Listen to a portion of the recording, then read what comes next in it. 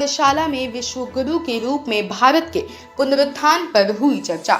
जागृत भारत विश्व गुरु के रूप में भारत का पुनरुत्थान विषय पर world peace institute of United Nations यानी WPIUN नई दिल्ली स्थित कॉन्स्टिट्यूशन क्लब ऑफ इंडिया में एक अंतर्राष्ट्रीय कार्यशाला का आयोजन किया गया।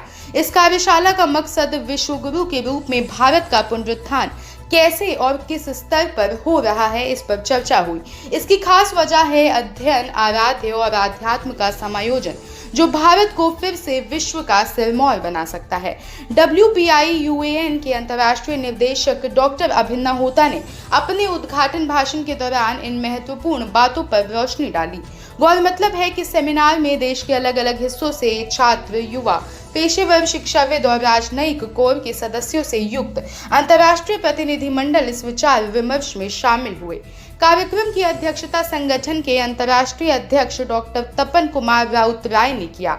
World peace institute of United Nations एक अंतर्राष्ट्रीय संगठन है। संयुक्त राष्ट्र चार्टर में निहित मानवाधिकारों के यूनिवर्सल डिक्लेरेशन की घोषणा की वकालत करता है। WPIUN पेशेवर शिक्षा और कौशल विकास को बढ़ावा देने का भी काम करता है। World peace institute of United Nations के माध्यम से खासकर अफ्रीकी एशियाई देशों में लाखों बच्चों को आजीविका दिलवाई जा सकती है। कार्यक्रम में अंतर्राष्ट्रीय ओडिसी डांसर और choreographer Charon Lowden, social entrepreneur और मोटिवेशनल स्पीकर क्रिश्चियन बोसमन का व्याख्यान हुआ। विश्व गुरु भारत परिषद के अध्यक्ष धर्मदूत महाराज और आचार्य येशी फुनसोक के अलावा embassy of democratic Republic of Congo के तांबा कनिकी अगुए भी इस मौके पर उपस्थित थे। बीजेपी के राष्ट्रीय महासचिव और पूर्व सांसद अनुपम हाजरा ने समापन भाषण दिया।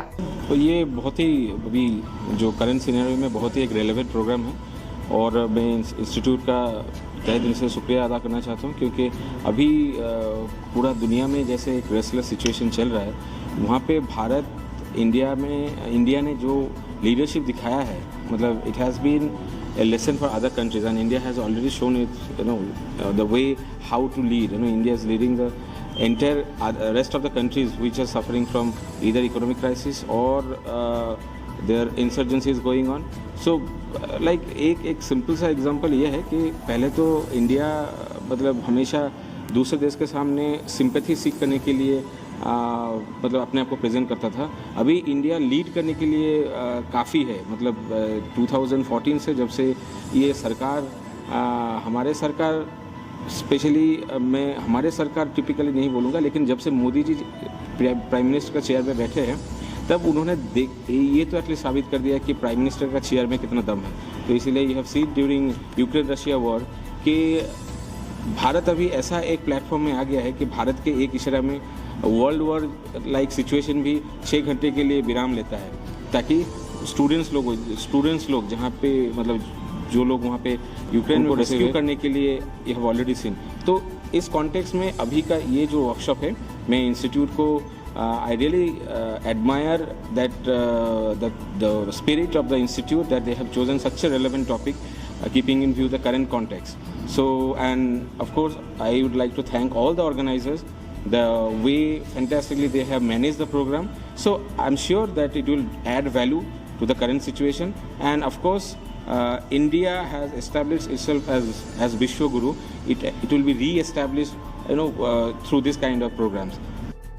वो बहुत अच्छा सेमिनार है because there was so many different important thoughts. India has always been Vishwa Guru. We have to now deeply understand our own Sanskriti, that this is unity and diversity. Independence, unity and diversity, lekin wo pehle tha for 2000 millennia. It's very important that everyone should have confidence. And if you have the confidence, which India has always had, that whatever your path is, others have their path. And we never need to be frightened or angry or defensive. You have to be rooted in yourself, and you have to appreciate, accept, and value others. And the whole world has taken the messages from India. We have to learn our own Sanskriti, we have to appreciate, and we have to share and never ever feel defensive or that anyone is less. And that way you know yourself, and then you have no ever reason to be defensive or anger. And we've had just a wonderful seminar sharing the fact that India has been great, is great, will continue to be great, and no one needs to worry about anyone else's opinion except your own heart. Aapka Atman.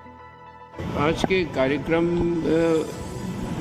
अनेक प्रकार के कार्यक्रम तो होते रहते हैं, लेकिन ये कार्यक्रम विशेष करके दो विषय जो है महत्वपूर्ण है। एक तो शांति है और दूसरा भारत विश्व गुरु की, तो उसका हम सबकी जो यहाँ अनेक लोगों को विशेषज्ञों को बुलाया है, तो अपना अपना विचार रखा है।